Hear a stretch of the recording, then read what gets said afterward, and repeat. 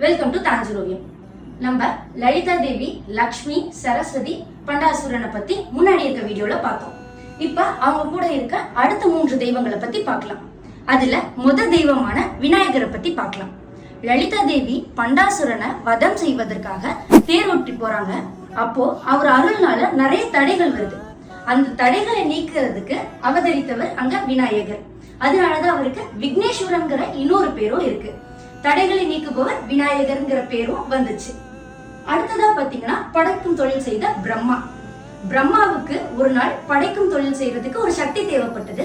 அந்த அருள் தந்தவங்க லலிதா தேவிங்கிறது நம்ம புராண கதைகள்ல சொல்லப்படுது. அதனாலதான் லலிதா சரஸ்வநாமத்துல இவங்களை பிரம்ம ரூபினிங்கிற வார்த்தையை நம்ம சொல்றோம். அடுத்ததா பாத்தீங்கன்னா நம்மளைய காக்கும் தெய்வம் விஷ்ணு. விஷ்ணுவுக்கு நான் ஒரு அருளை தரேன், அந்த அருளை வச்சு நீ உலகத்தை காப்பாற்றுங்கிற அருளை தந்தது லலிதா தேவி. அதனாலதான் லலிதா சரஸ்வநாமத்துல நம்ம அவங்கள நாராயணின்னு சொல்றோம். இதனாலதான் அவங்க விநாயகர், பிரம்மா, விஷ்ணு இவங்க 3 பேருமே லலிதா தேவி கூட இருக்காங்க. மேலும் இருக்க தெய்வங்களை பத்தி அடுத்த வீடியோல பார்க்கலாம். நன்றி.